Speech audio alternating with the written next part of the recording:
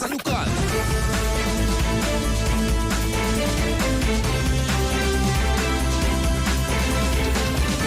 Nago na sa ritali sa balitang lokal, gibalog na karos Mambalik Police Station, kining ingong notadong tulisan.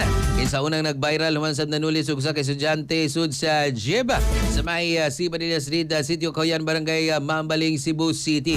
Ilang at sigop ka si Giovanni Fivida Pahugot, 44 anyos, ex-convict. Presidente may nasuro sa mga dapita. Nadakpan si Pahugot.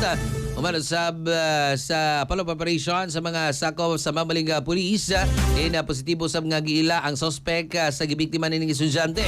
Ato sa pagkasikop sa suspitsado, nakuhaan kini og sa ka-unit nga 45 caliber pistol. Dunay duha ka mga buhing bala. Kung kinuman nga nabidyohan ang sa usa ka netizen ang mao nga pagpanulis sab sa suspitsado og makita sab sa CCTV sa barangay ang panghitabo din nagalibwag ang mga estudyante sud sa jeep.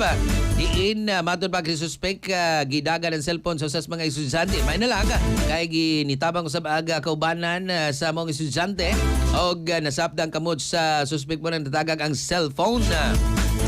Sa samtangan, ikay nagkasong paghuputog legal nga armas ang suspitsado. Kasikas Express Balita.